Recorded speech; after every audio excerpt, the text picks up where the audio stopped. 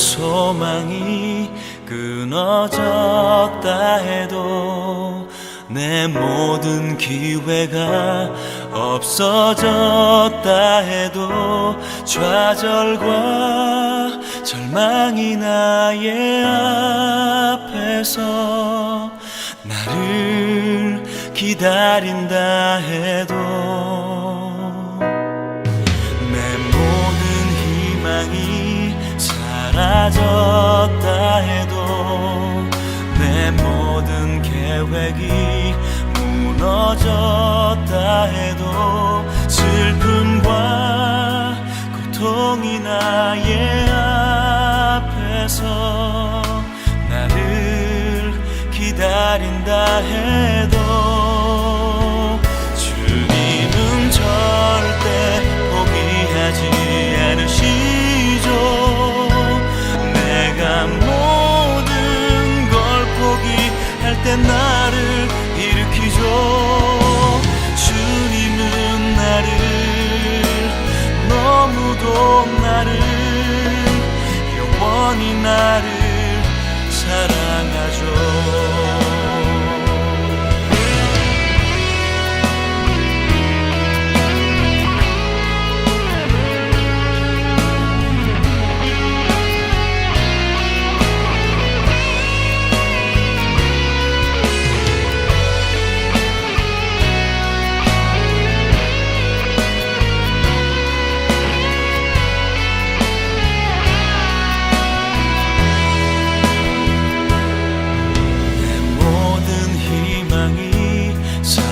사라졌다 해도 내 모든 계획이 무너졌다 해도 슬픔과 고통이 나의 앞에서 나를 기다린다 해도 주님은 절대 포기하지 않으시죠. 모든 걸 포기할 때 나를 일으키죠. 주님은 나를 너무도 나를 영원히 나를 사랑하죠. 주님은 절대 포기하지 않으시죠. 내가 모든 포기할 때 나를 일으키죠. 주님은 나를 너무도 나를 영원히 나를 사랑하죠. 주님은 절대 포기하지 않으시죠. 내가 모든 걸 포기할 때 나를 일으키죠. 주님은 나를 너무도 나를 영원히 나를 사랑하죠.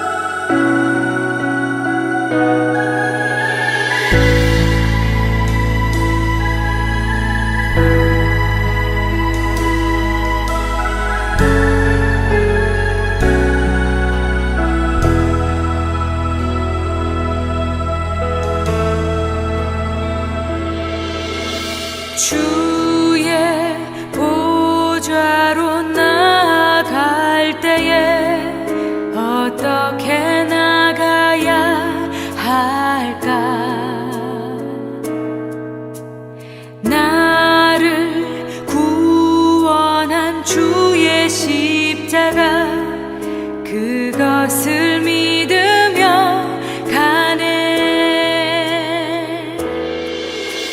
주의 보좌로 나아갈 때에 나 여전히 부족하나.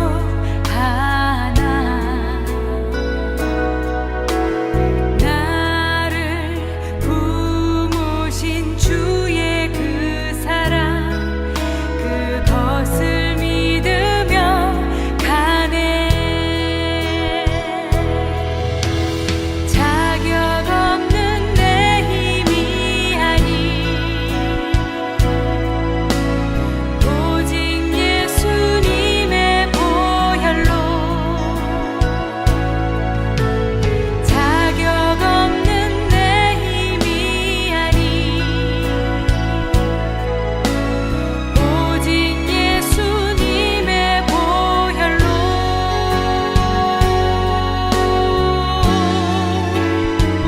십자가의 보혈, 완전하신 사랑, 힘입어 나아갑니다.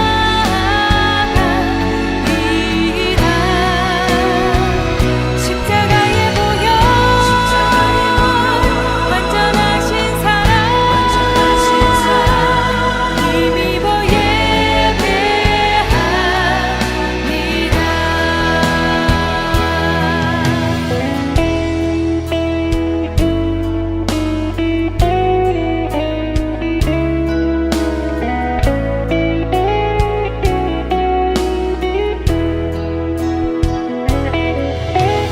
자격 없는 내 힘이 아닌 오직 예수님의 보혈로, 자격 없는 내 힘이 아닌 오직 예수님의 보혈로.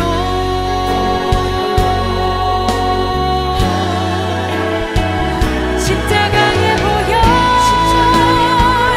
완전하신 사랑, 힘입어 나아갑니다.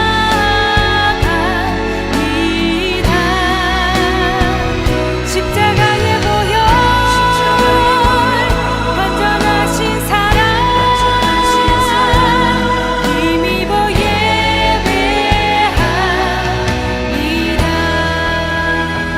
십자가의 보혈,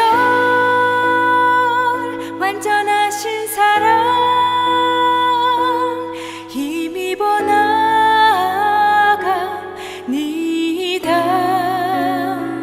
십자가의 보혈, 완전하신 사랑, 힘입어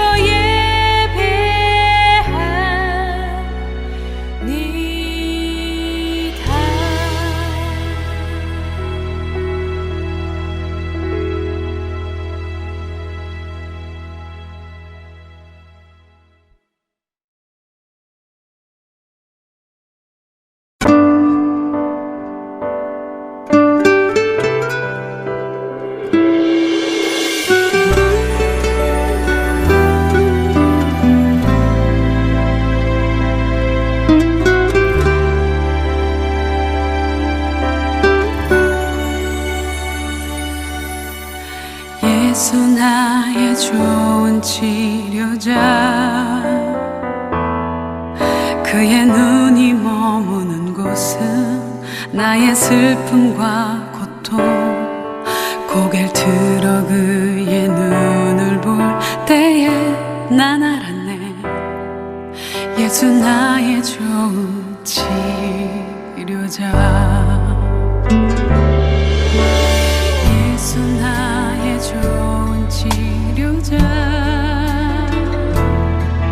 그의 손길이 닿는 곳은 나의 상처와 아픔, 영원히 흐를 것 같았던 눈물 다 멎었네. 예수 나의 치료자.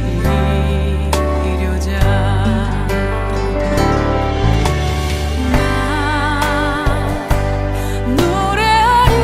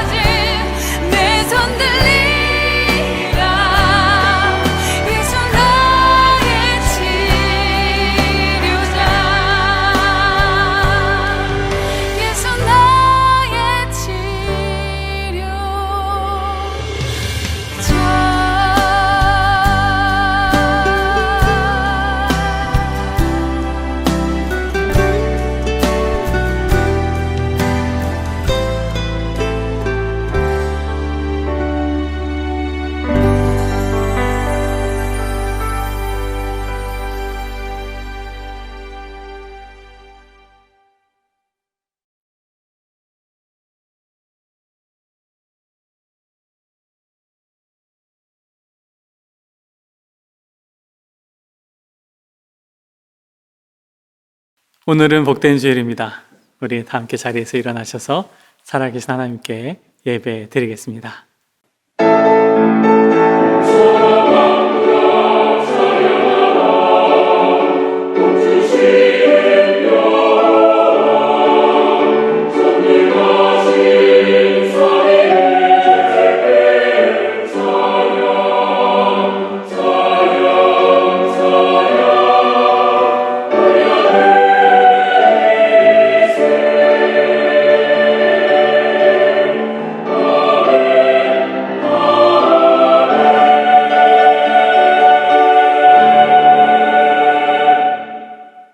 여호와께서 시온의 포로를 돌려보내실 때에 우리는 꿈꾸는 것 같았도다. 그때 우리 입에는 웃음이 가득하고 우리 혀에는 찬양이 찼었도다. 그때에 문나라 가운데서 말하기를 여호와께서 그들을 위하여 큰일을 행하셨도다 하였도다. 여호와께서 우리를 위하여 큰일을 행하셨으니 우리는 기쁘도다. 여호와여, 우리의 포로를 남방 시내들 같이 돌려보내소서.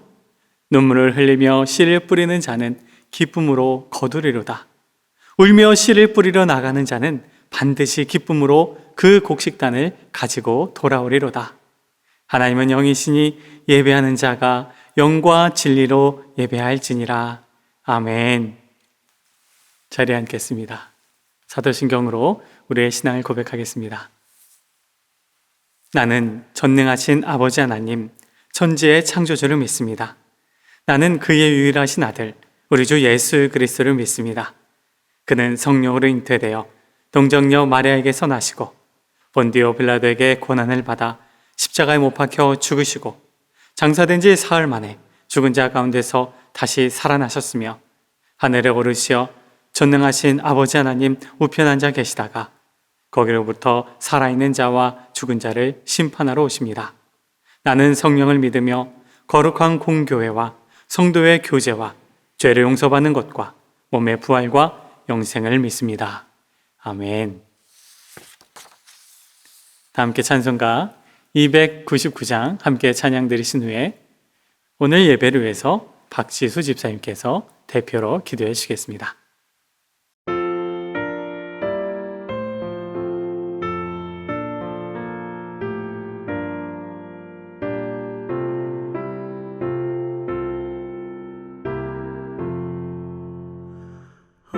하나님 사랑은 온전한 참 사랑 내 맘에 부어주시사 충만케 하소서. 내 주님 참 사랑 햇빛과 같으니 그 사랑 내게 비추사 뜨겁게 하소서.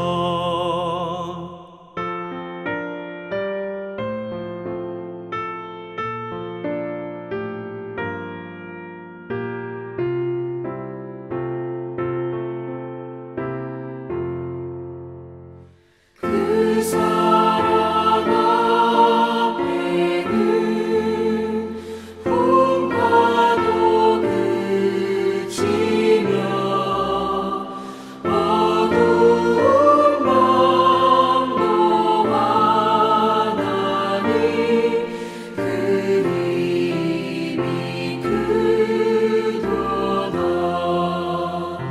하나님 사랑은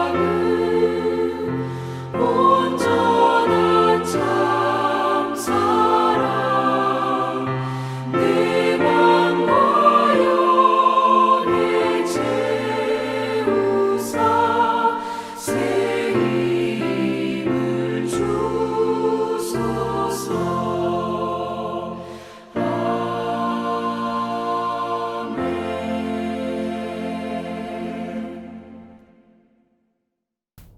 하나님 아버지, 우리가 이 시간 마음을 다하여 주를 찬양하고 주님의 이름에 영광을 돌립니다.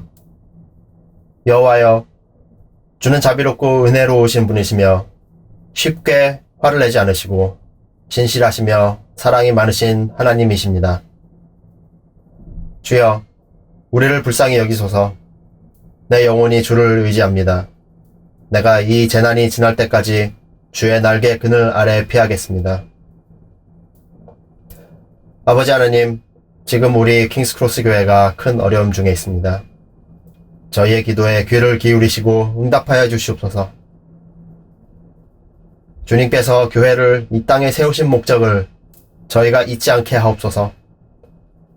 주님이 주신 첫사랑을 잃어버리고 주님께 책망받는 교회가 될까 두렵습니다.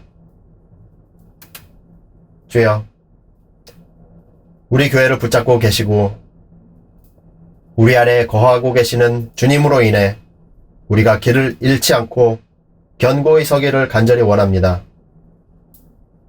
거짓을 드러내고 악을 멀리하며 게으르지 않고 주님께서 허락하신 첫사랑을 계속 불태울 수 있는 우리 교회와 성도들이 되게 도와주시옵소서. 무엇보다도 낙심한 주의 종에게 위로와 소망을 주시고 또 우리 성도들이 방황하지 않도록 은혜를 주시며 반목과 분열의 관계에서 다시 회복하여 사랑의 자리로 돌아가게 하는 은혜를 베풀어 주시옵소서. 우리에게 말씀하시는 주님의 음성을 들을 수 있는 교회가 되게 하여 주시고 마지막 날까지 이기는 자, 승리하는 자가 되는 우리 성도들이 되게 하여 주시고 충만한 기쁨과 감사로 매일매일을 사는 우리들이 되게 하여 주시옵소서. 지금 예배드리는 이 시간에도 춥고 배고픈 이들, 오갈 곳이 없는 이들, 외로운 이들, 몸과 마음이 아픈 사람들, 사랑하는 가족과 친구를 잃은 사람들, 병자들을 돌보고 치료하기 위하여 자기를 돌보지 않고 애쓰는 사람들, 또 이 어려운 가운데에도 복음을 전하는 이들이 있습니다. 그들이 있는 곳에 이 시간 하나님께서 함께 하여 주시고 힘과 용기를 주시옵소서. 오늘 이 시간 생명의 말씀을 선포하실 때 듣는 우리에게 말씀의 진리를 깨닫게 하여 주시옵고 간절한 마음으로 받아들이게 하여 주시옵소서. 예배의 처음과 끝을 기쁘게 받으시고 우리에게 소망이 되신 예수 그리스도의 이름으로 기도드렸습니다. 아멘. 교회 소식 안내해 드리겠습니다. 코비드19의 일일 확진자가 약간 줄어드는 추세에 있지만 여전히 4만 명이 넘는 많은 상황 가운데 있습니다. 치사율도 그전보다 높은 가운데 있지요. 우리 성도님들 계속해서 각별히 안전에 힘써주시고 또 위생에 철저히 해주시기를 부탁드리겠습니다. 오늘 말씀은 런던 한인교회 유병영 목사님께서 말씀 전해주십니다. 말씀을 전해주시는 유병영 목사님께 감사드립니다. 2021년 2월 예배위원 안내가 교회 홈페이지 교회 소식란에 있습니다. 순서를 맡으신 성도님들께서는 기도로 준비해 주시기 바라며 부득이하게 변경을 원하시는 분들은 손원일 집사님에게 문의해 주시기 바랍니다. 수요 중보기도회가 수요일 8시에 온라인으로 진행되고 그리고 온라인 헌금은 교회 소식을 확인해 주시기 바랍니다.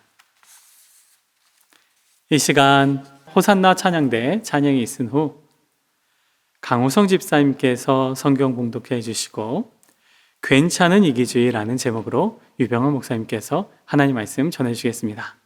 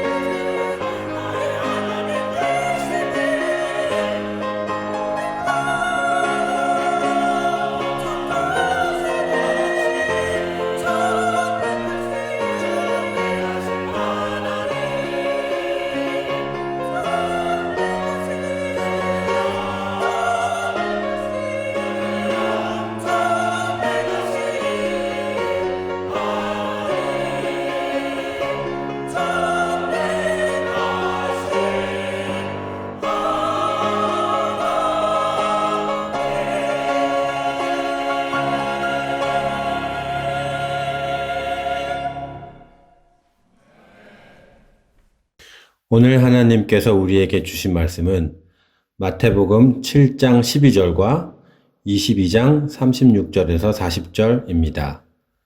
마태복음 7장 12절과 22장 36절에서 40절까지의 말씀을 제가 봉독하겠습니다. 그러므로 무엇이든지 남에게 대접을 받고자 하는 대로 너희도 남을 대접하라. 이것이 율법이요 선지자니라. 선생님, 율법 중에서 어느 계명이 크니이까?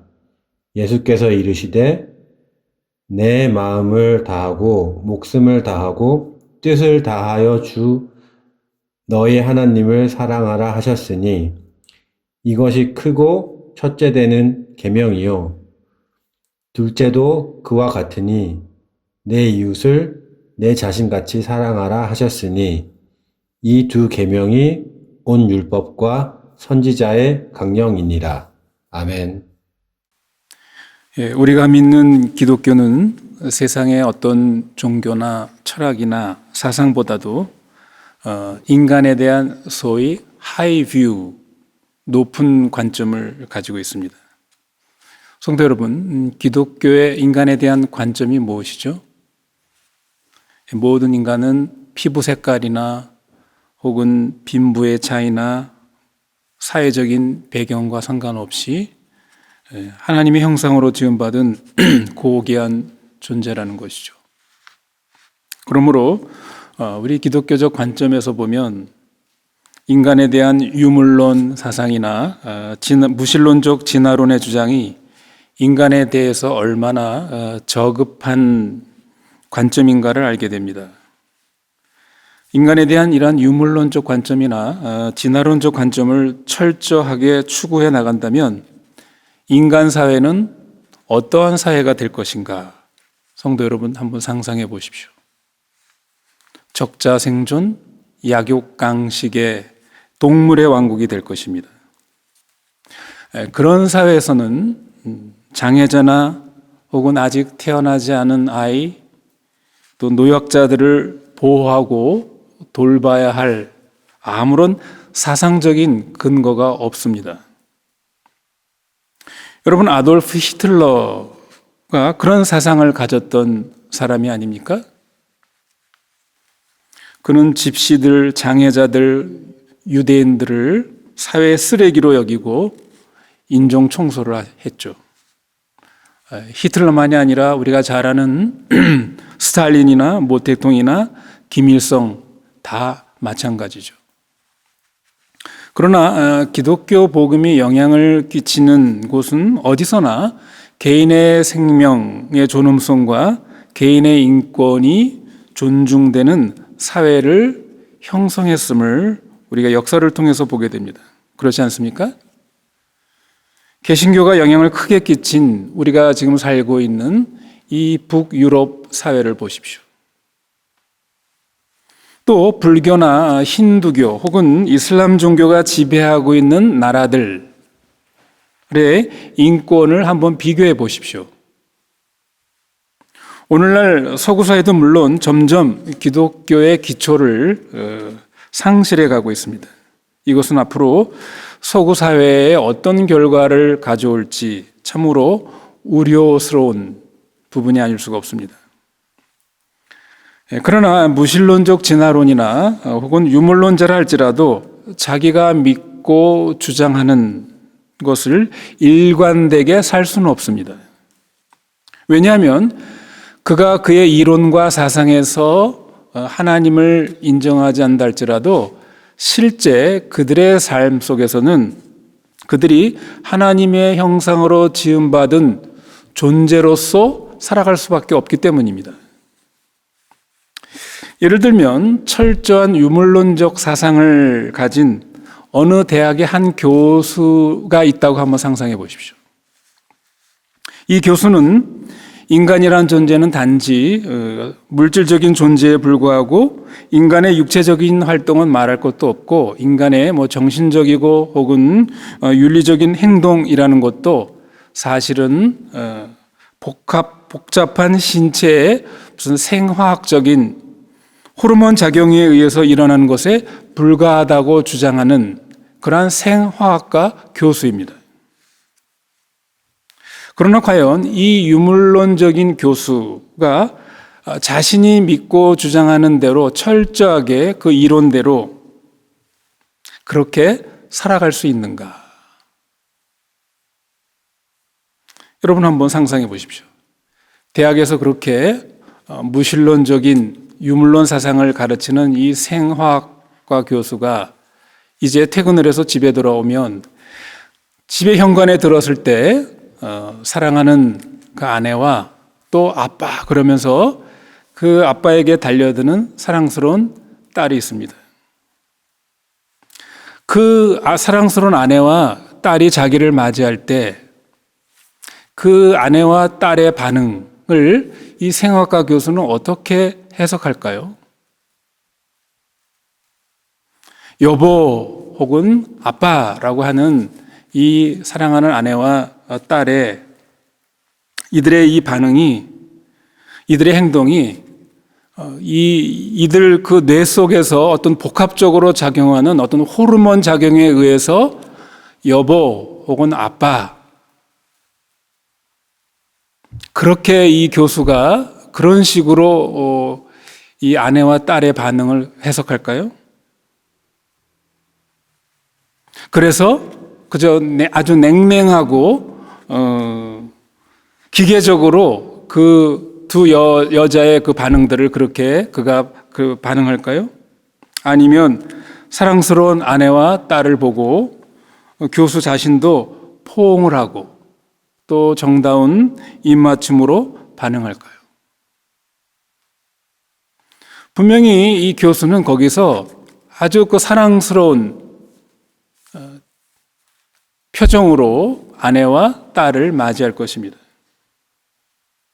자기의 입맞춤도 이건 내 뇌 속에서 일어나는 어떤 고도한 복합적인 화학작용에 의한 호르몬에 의해서 내가 지금 이렇게 입맞춤을 하는 것이다. 그렇게 여길까요? 그렇지 않죠. 아무리 그의 그 사상과 이론이 철저한 유물론 혹은 무신론을 주장하는 인간이라 할지라도 자기의 유물론적인 사상이나 무신론적인 사상을 일관되게 철저하게 그렇게 살아갈 수가 없다는 것입니다. 만일 그가 그렇게 믿는 대로 철저하게 산다면 그는 아마 미쳐버리거나 아니면 자살할지 모릅니다. 왜 그렇습니까? 인간과 세계가 그렇게 만들어지지 않았기 때문입니다. 왜냐하면 하나님이 인간과 세계를 그렇게 만드시지 않았기 때문이죠. 그러나 이러한 기독교의 인간에 대한 높은 관점에도 불구하고 기독교는 또한 인간에 대해서 매우 부정적인 관점을 가지고 있습니다. 성경은 인간이 타락하고 죄로 말미암아 부패해졌다라고 그렇게 말합니다. 마치 보기에 좋고 먹음직스러운 보이는 사과지만 그러나 속이 썩은 그런 사과와 같은 것이 인간의 상태가 마치 그렇다는 것이죠. 영국의 뛰어난 작가이며 기독교 사상가인 C.S. 루이스 여러분이 아마 잘 아실 것입니다. C.S. 루이스는 인간의 이러한 상태를 아주 멋지게 표현했죠. The glorious ruin이라고 해서 영광스러운 파멸자라는 아주 멋진 말로 표현을 했습니다. 그렇습니다. 인간은 영광스러운 하나님의 형상으로 지음받은 영광스러운 존재이나 파멸된 이런 존재이죠. 영광스러운 하나님의 형상이 없어진 것은 아니지만 치명적으로 손상이 되었습니다. 그래서 우리 인간에게는 선과 악, 아름다움과 추악함, 고상함과 속물근성, 지킬박사와 하이드가 함께 공존하는 것이 우리 인간의 모습입니다. 창세기 3장이 알려준 바와 같이 역사의 한 시점에서 인간은 창조주 하나님을 하나님으로 인정하기를 거부함으로 영광스러운 하나님의 형상의 높은 위치에서 추락을 했죠. 그래서 비정상적인 상태로 전락되었습니다. 성경의 용어로 말한다면 죄된 본성을 가진 인간은 그 마음 중심이 어두워지고 그 생각이 허망하여져서 자신의 정욕대로 살아가면서도 그것이 비정상, 죄인지도 모르고 살아가는 존재가 되어버린 것입니다. 여러분, 인간에 대한 성경의 적나라한 평가와 고발을 들어보시겠습니까? 바울이 로마서 3장 10절로 18절에 인간을 이렇게 고발하죠. 의인은 없나니 하나도 없으며 깨닫는 자도 없고 하나님을 찾는 자도 없고 다 치우쳐 한 가지로 무익하게 되고 선을 행하는 자는 없나니 하나도 없도다. 저희 목구멍은 열린 무덤이요 그 혀로는 속임을 베풀며 그 입술에는 독사의 독이 있고 그 입에는 저주와 악독이 가득하고 그 발은 피 흘리는 데 빠른지라. 파멸과 고생이 그 길에 있어 평강의 길을 알지 못하였고 저희 눈앞에는 하나님을 두려워함이 없느니라. 그래서 성경이 언급한 인간 혹은 인간 그 자아에 대한 표현은 거의 전부가 부정적입니다. 만물보다 심히 부패한 것이 마음이라. 에레미야 선지자가 그렇게 말하지 않습니까? 내 자신을 부인하라. 옛사람을 벗어버리라. 바울은 나는 날마다 나를 쳐 복종시킨다. 이런 표현들은 모두 그 인간, 또 인간의 자아에 대해서 아주 그 부정적이고 비관적입니다. 이렇듯 인간의 자아, 또 인간의 그 중심, 마음에 대한 성경 진술이 거의 대부분이 부정적인 관점임에도 불구하고 성경에는 이 자아에 대해서 긍정적인 혹은 적어도 중립적인 관점으로 표현한 것이 두 군데가 있습니다. 바로 오늘 본문이 그런 것입니다. 남에게 대접을 받고 싶은 대로 남을 대접하라. 내 이웃을 뭐처럼? 내 몸처럼 사랑하라. 여기에 표현된 대접을 받고 싶은 나, 내 몸을 사랑하는 나라는 존재는 부정적이 아니고 긍정적으로 표현하고 있죠, 주님이. 아니면 적어도 중립적인 관점에서 주님이 말씀하셨습니다. 주님께서 이렇게 말씀하신 의미가 무엇인가? 이것에 대해서 좀 살펴보려고 합니다. 우리는 본능적으로 모두가 이기주의자입니다. 이것이 인간의 죄된 본성의 핵심이죠. 그렇기 때문에 예수님은 오늘 본문에서 너희들은 본래 이기적인 존재다. 그러므로 이렇게 해야 한다. 남에게 대접을 받고 싶은 대로 그렇게 내 자신이 받고 싶은 것처럼 남에게도 대접해라. 내가 내 몸을 그렇게 사랑하듯이 이웃에게도 그렇게 하라라고 말씀하시는 것이죠. 즉, 내 자신의 이익은 잘 챙기지만 다른 사람의 유익은 관심을 갖고 있지 않으니 거꾸로 한번 생각해 봐라. 거꾸로 못하더라도 다른 사람의 이익을 나의 이익 정도로 한번 생각해 봐라. 그런 것이죠. 즉, 다른 사람이 나에게 이렇게 해줬으면 좋겠다. 그것을 다른 사람에게도 그렇게 하라 하는 말씀입니다. 이것이 역사적으로 알려진 유명한 골든 룰이라고 그러죠. 황금률이라고 그러는 것입니다. 이것을 황금률이라고 이름 붙인 것은 윤리 도덕에 있어서 가장 기본되는 규칙이라는 뜻입니다. 이 황금률은 성경에만 있는 것은 아닙니다. 동서고금의 많은 문화 속에서도 나타납니다. 공자도 논어에서 기소불욕은 물시어인이다 라고 해서 내가 스스로 원하지 않는 일을 다른 사람에게 시키지 말라 라고 했습니다. 예를 들면 내가 다른 사람에게 얻어맞기 싫으면 다른 사람을 때리지 말라. 그런 것이죠. 내가 도둑을 맞기 싫어하는 것처럼 그럼 남의 것을 훔치지 말라. 것입니다. 우리나라 표현에서 역지사지라는 말이 있죠. 다른 사람의 입장에 서서 생각해 봐라라는 그런 뜻입니다. 독일의 유명한 철학자 임마누엘 칸트라는 사람이 있죠. 이 칸트는 이것을 소위 정언명령이라고 이렇게 말했습니다. 이 말은 당신의 개인적인 행동 지침이 보편적 자연 법칙이 되어도 좋다는 그 지침대로 행동하라라는 것입니다. 이것은 가령 내가 도둑질하는 것이 보편적이 되어도 좋다고 생각할 때, 또 모든 사람이 도둑질해도 괜찮다고 생각할 때 도둑질을 하라. 그러나 만약에 당신이 모든 사람이 도둑질하는 것을 원치 않는다면 당신도 도둑질을 해서는 안 된다라는 뜻입니다.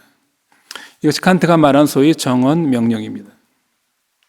어떤 사람들은 이런 말을 들으면 기독교나 다른 종교나 철학이나 결국 똑같은 것이 아니냐 할지도 모릅니다. 그러나 여러분, 비슷한 것이 같은 것은 아닙니다. 사람의 눈에는 비슷하게 보이나 필경은 사망의 길이다라는 잠언의 그런 말씀이죠. 하나님께서 타락한 인간이라 할지라도 그 사회가 스스로 무법천지로 자멸하지 않도록 일반 은총 가운데서 도덕과 법과 질서 이런 걸 주신 것입니다.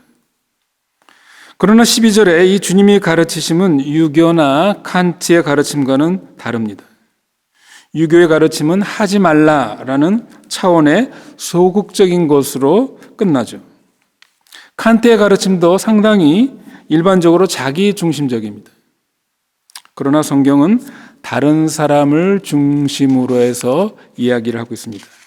다른 사람의 이익이 되는 바를 생각하고 그 사람의 이익을 위해 행동하라고 가르칩니다. 사실 이 황금률은 예수님의 다른 가르침, 두 번째 본문인 마태복음 22장 37절로 40절에서 이 구약의 10계명을 요약하는 데서 나타납니다. 그것이 뭡니까? 내 마음을 다하고 목숨을 다하고 뜻을 다하여 주 너희 하나님을 여호와를 사랑하라. 또 내 이웃을 내 몸과 같이 사랑하라. 이 두 계명이 온 율법과 선지자의 강령이니라 라고 말씀하셨습니다. 주님은 오늘 12절에서 이 황금률이 구약의 율법이요 선지자의 가르침이라고 말씀하셨습니다. 그러므로 결국 이 12절의 말씀은 내 이웃을 내 몸과 같이 사랑하라 라는 말과 같은 뜻임을 알 수가 있습니다. 그런데 우리가 주님께서 말씀하신 이 12절의 황금률이나 내 이웃을 내 몸과 같이 사랑하라 라는 말씀을 우리가 자세히 생각해 보면 주님께서는 어떤 전제를 두고 말씀하시는 것을 알 수가 있습니다. 여러분, 주님께서는 이렇게 말씀하지 않으셨죠? 그냥 남을 잘 대접하라. 그냥 내 이웃을 사랑하라. 라고 말씀하지 않고 왜 내 이웃을 내 몸과 같이 내가 남에게 대접을 받고자 하는 대로 너희도 남을 대접하라 라고 하셨는가? 여러분, 여기서 주님께서 무엇을 전제로 말씀하고 계시는 것입니까? 이 황금률이나 이웃을 내 몸과 같이 사랑하라 라는 말씀은 인간의 이기주의를 전제로 하고 있다는 것을 우리가 여기서 알 수 있습니다. 우리 주님께서. 아니, 심지어 우리 주님은 우리의 이기주의에 호소하고 계신지도 모릅니다. 그런 표현이 옳을지도 모르겠습니다. 생각해봐라. 너희가 너희 자신을 사랑하고 있지 않느냐? 그렇죠? 그러니까 너희가 너희 자신을 사랑하는 것만큼 내 이웃도 사랑하라. 그런 것이죠. 또 너희는 다른 사람이 너에게 이렇게 너에게 대접해 주기를 너희가 원하지 않느냐? 바라지 않느냐? 그것을 전제해서 너희가 대접을 받고 싶은 그만큼 다른 사람에게 대접하라. 라고 말씀하셨습니다. 내 몸, 자기를 사랑하는 것이 나쁘다고 정죄하시는 것이 아니라 내 몸을 사랑하는 것처럼 내 이웃을 사랑하라. 왜 주님께서 이런 방식으로 말씀하셨을까? 여러분 생각해 보십시오. 왜 주님이 이렇게 말씀하셨을까요? 그것은 결국 우리 주님께서 우리의 수준과 실력을 아시기 때문입니다. 주님은 여전히 자아중심적인 죄성을 가지고 이 땅에 살고 있는 우리에게 주님과 같은, 하나님과 같은 완전하고 완벽한 수준을 요구하지 않으셨습니다. 어떤 사람은 성경의 가르침이 너무나 비현실적이다, 너무 높아서 우리가 도무지 거기에 따라갈 수가 없다, 그렇게 살 수가 없다라고 그렇게 얘기를 합니다. 이 말은 성경을 굉장히 높이는 것 같지만 사실은 따라갈 수 없으니 포기해버리자 하는 불순종하려는 경우가 참 많이 있습니다. 그렇지 않습니까? 그러나 여러분, 성경의 가르침은, 우리 주님의 가르침은 매우 현실적입니다. 실제적입니다. 우리에게 비현실적인 것을 가르치지 않습니다. 도무지 우리가 행할 수 없는 것을 우리에게 요구하시지 않죠. 우리가 현실적으로 우리 자신을 사랑하고 우리 자신의 이익을 챙기지 않습니까? 그러니까 그만큼이라도 다른 사람을 사랑하고 그만큼이라도 다른 사람의 이익을 챙기라라고 말씀하시는 것이죠. 하나님은 우리의 실력을 잘 알고 계십니다. 여러분, 우리가 우리 자녀들에게도 안 되는 것을 자꾸만 그 자녀들에게 강요하면 어떻게 됩니까? 역효과가 나죠. 우리가 잘 알고 있습니다. 가령 성적이 반에서 꼴등하는 그 자식에게 1등을 하라고 그러면 여러분 그게 가능합니까? 그 아이는 아마 포기해버릴 것입니다. 여러분, 꼴등하는 아이에게는 어떻게 해야 돼요? 너 다음에는 꼴찌에서 2번째 해. 혹은 꼴찌에서 3번째만 해라. 이렇게 해야 그 아이한테 현실적이죠. 그렇지 않습니까? 그래야 그 아이가 좀 노력하지 않겠습니까? 이와 같이 성경은 비현실적인 책이 아니라 아주 구체적이고 현실적인 책입니다. 우리로 하여금 행동을 할 수 있는 그런 지침을 주시는 것입니다. 너희가 너의 이익을 챙기는 것만큼 다른 사람의 이익도 챙겨주라. 물론 우리 주님은 그렇게 행동하지 않으셨습니다. 그러니까 우리 주님은 진정으로 실력 있으신 분이시죠. 그분은 자기의 것을 챙기시는 것만큼 다른 사람을 챙기신 그런 분이 아니십니다. 그분은 자기를 전혀 생각하지 않고 심지어 자기 목숨까지 우리를 위해서, 다른 사람을 위해서 내어주신 분이십니다. 우리도 그렇게 주님처럼 할 수 있으면 참 좋겠지만 그 정도까지 못하더라도 다른 사람이 나에게 이렇게 해줬으면 얼마나 좋을까 하는 만큼이라도 다른 사람에게 해주라고 우리 주님께서 요구하시는 것입니다. 그렇기 때문에 이 황금률은 어떤 의미에서 이 땅 위를 살아가는 그리스도인의 원칙으로서는 어떤 의미에서 최소한의 원칙입니다. 그러나 사실 우리의 이익을 생각하는 것만큼 다른 사람의 유익을 생각하는 것도 사실은 쉽지 않습니다. 왜 그렇습니까? 우리는 우리 자신의 이익을 챙기는 욕망이 너무 강하기 때문에 뻔히 알면서도 우리의 그 욕심을 제어하고 절제하기가 힘들어서 참으로 우리가 본질상으로 이기주의자이기 때문에 그것조차도 사실은 쉽지 않은 것입니다. 그래서 이 가르침도 너무나 훌륭한 말씀이고 모든 사람에게 적용할 수 있는 말씀이지만 주님은 이 산상수훈을 이 세상에 있는 모든 사람을 대상으로 가르치신 말씀이 아닙니다. 산상수는 오직 천국 백성된 사람들에게 주신 교훈이죠. 여러분, 믿지 않는 사람들도 산상수훈을 읽으면 참 좋은 말씀이다, 참 훌륭한 말씀이다, 이렇게 인정을 합니다. 그러나 이 말씀을 따를 수 있는 사람들은 믿는 사람들, 믿는 우리 그리스도인들만이 가능합니다. 왜 그렇습니까? 첫째로, 믿는 사람이라야 하나님이 모든 사람을 동등하게 만드셨다는 것을 알 수 있기 때문입니다. 모든 인류가 하나님의 형상으로 지음받았고 하나님 앞에서는 모든 사람이 동등하다는 것을 인정해야 다른 사람을 존중하고 다른 사람에게 덕이 되는 행동을 할 수가 있습니다. 온 우주를 창조하시고 인간을 특별하게 지으셨고 인간을 특별하게 사랑하신 하나님을 믿는 사람들은 다른 사람의 권리를 인정하고 다른 사람을 사랑할 수 있는 훨씬 더 유리한 위치에 있는 그런 사람들입니다.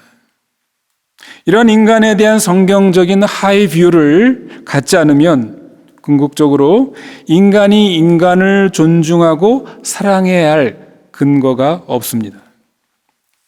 결국 가인이 뻔뻔스럽게 말한 것처럼 내가 나도 지키기 힘든데 내가 내 형제를 지키는 자니까, 이렇게 항변하거나 혹은 영국의 그 철학자 토마스 홉스가 말한 유명한 말이 있죠. 인간은 인간에게 늑대다. 만인에 대한 만인의 투쟁밖에 없는 것입니다. 그러나 하나님을 믿는 사람, 즉 하나님의 진리를 알고 믿는 사람들이 속한 곳은 어느 것이든지 거기에는 믿는 자들로 말미암아 동료 인간에 대한 존경과 사랑의 실제가 반드시 거기에 나타나야 하는 것입니다. 둘째로, 하나님을 믿는 사람이라야 자신을 상대화할 수가 있기 때문입니다. 성도 여러분, 생각해 보십시오. 믿지 않는 사람들의 최종적인 가치, 목적이 뭡니까? 결국 자기 자신입니다. 자기 자신이 신이요 우상입니다. 자기 영광, 자기 자랑, 자기 행복, 자기 평안이 궁극적인 목표이고 가치입니다. 그러나 믿는 사람들은 어떻습니까? 믿는 사람들의 궁극적인 목표, 가치는 뭡니까? 하나님의 영광이죠. 하나님으로 즐거워하는 것. 하나님의 뜻이 최고의, 최후의 가치입니다. 하나님을 높이고 그분을 영화롭게 하고 그분을 영원히 즐거워하는 것, 이것이 삶의 가치이고 목적입니다. 그렇기 때문에 자신을 절대화하거나 자신에게 집착하지 않고 자신을 상대화할 수 있는 것입니다.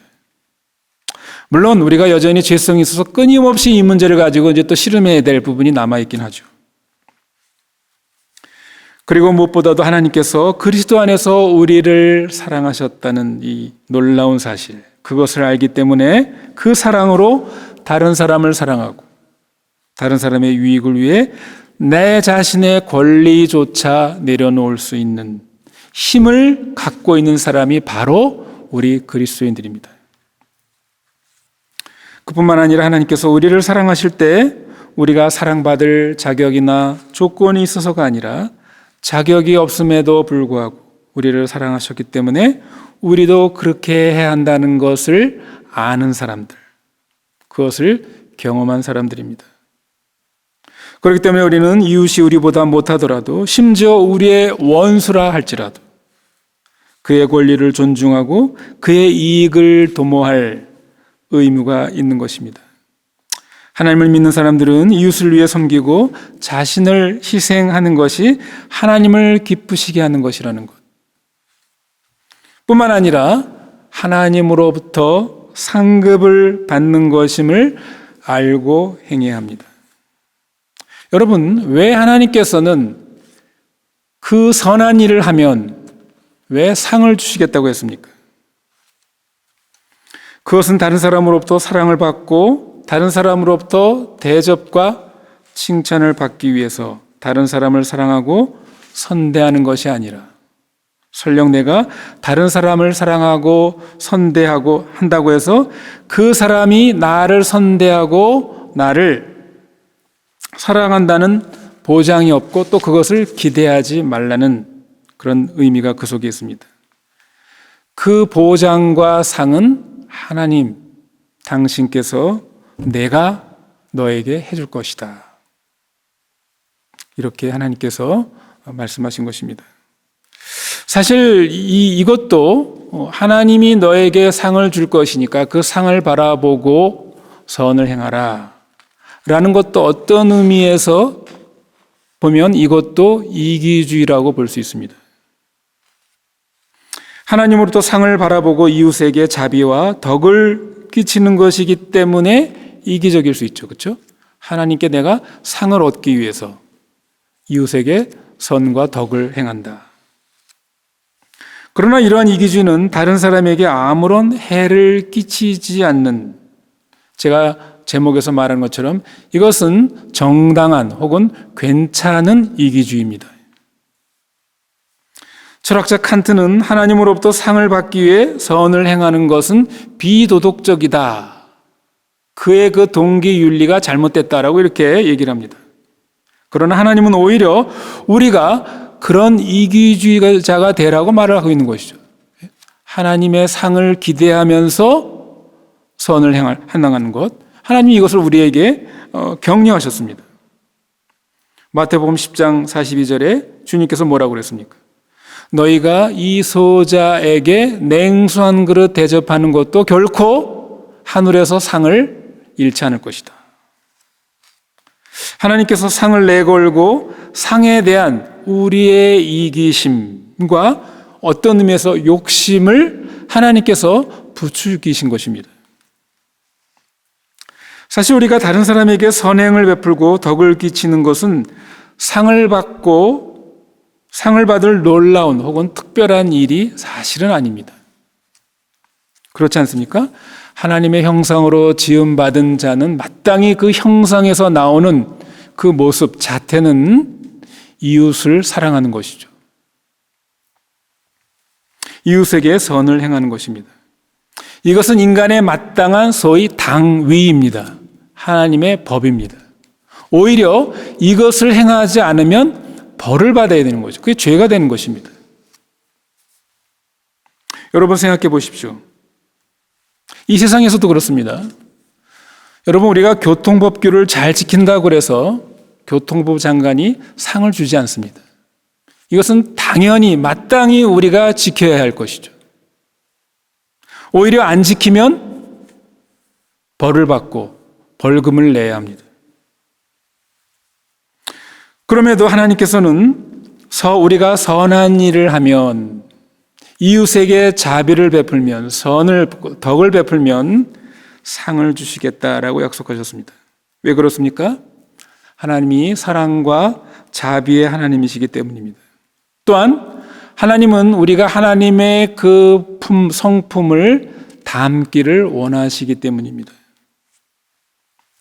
여러분 우리가 아이들에게 그렇지 않습니까? 우리가 아이들에게 무슨 어떤 심부름을 시키거나 좋은 일을 하게 하고 그 아이들에게 보상을 해주지 않습니까? 뭐를 사주겠다든지 뭐를 해주겠다라고 이렇게 약속을 합니다. 왜 그렇습니까?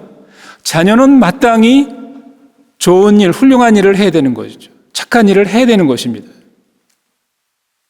그럼에도 불구하고 부모가 그 자녀에게 그런 좋은 일을 할 때 상을 주는 것, 무슨 보상을 해주는 이유는 뭡니까? 그 자녀에게 이것이 옳은 일이다. 이것이 훌륭한 일이다. 이것이 선한 일이라는 것을 그 자녀에게 가르치기 위함이죠. 격려하기 위함입니다. 우리가 하나님을 닮는 일이라면 하나님은 우리의 이기주의조차도 이용하셔서 우리에게 상급을 준비하시고 우리의 선행을 격려하시고 칭찬하고 싶어 하신다는 것을 우리가 깨달아야 하겠습니다. 말씀을 맺습니다. 성도 여러분, 우리가 다른 사람을 위해서, 다른 사람의 유익을 위해서 행동한다는 것 사실은 그렇게 쉬운 일이 아닙니다. 그러나 우리가 무슨 일을 하든지 다른 사람의 입장에 서서 생각하고 행동하고 말할 수 있도록 우리가 노력하는 것. 또 우리가 그렇게 노력하고 애쓸 때, 그런 선한 일을 할 때, 심지어 소자에게 냉수 한 그릇 주는 것에도 상이 있다고 하시는 그 주님의 말씀을, 약속을 생각할 때 우리 하나님께서는 틀림없이 우리가 하는 크고 작은 선한 일에 대해서 틀림없이 하나님께서는 상을 준비하고 계실 것입니다. 우리가 이렇게 했을 때 우리가 사는 이 세상에서 우리는 진정한 빛과 소금의 역할을 우리가 감당할 수 있을 것입니다.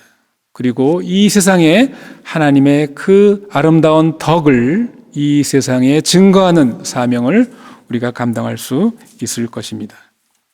함께 기도하겠습니다. 거룩하시며 자비로우신 하나님, 우리는 하나님의 형상으로 지음받은 고귀한 존재로서 하나님을 닮은 자답게 하나님의 뜻과 하나님의 요구하신 대로 하나님을 사랑하고 이웃을 사랑하는 것이 마땅함에도 불구하고 하나님께서 상을 내것이고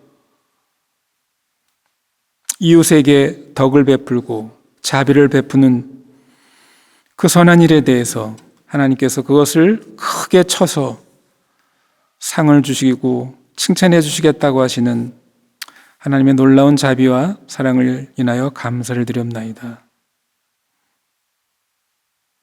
물론 주님, 저희가 그런 상을 바라지 않고 이미 우리가 주님으로부터 받은 그 은혜가, 그 사랑이 너무나도 크고 놀라워서 주님, 우리는 우리의 모든 것을 전부 다 주님께 또 다른 사람을 위해서 드린다 할지라도 우리가 받은 그 복에 비하면 그것은 너무나도 참 작은 것임을 알아야 하고 또 그렇게 살아야 되지만 그러지 못하는 우리의 모습을 아시고 우리를 격려하시고 또 우리에게 이러한 상으로 참 우리를 도전하시는 주님의 그 마음을 우리가 깨달아서 우리가 가정에서, 교회에서, 또 우리가 사는 모든 삶의 일터에서 오늘 말씀처럼 우리 이웃에게 덕을 베풀고 또 우리의 이웃을 내 몸처럼 사랑하는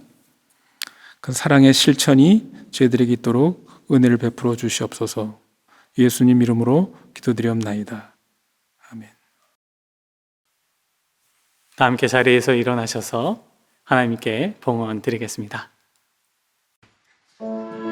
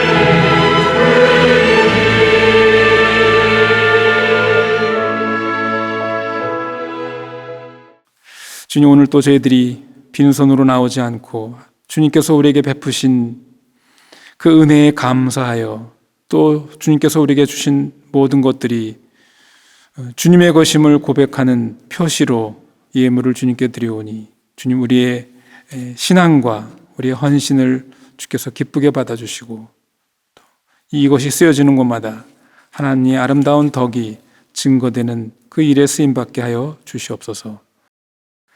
우리 주 예수 그리스도의 은혜와 하나님 아버지의 무한하신 사랑과 성령님의 감동하시며 또 우리를 인도하시 나가심이 우리의 매일매일의 삶 속에서 하나님이 주실 상을 기대하며 우리에게 주어진 우리의 처지에서 믿음의 분량대로 하나님의 아름다운 덕을 증거하고 실천하는 저희가 되기를 원하는 당신의 모든 자녀들 머리 위에 지금부터 영원토록 함께 하시기를 축원하옵나이다. 아멘.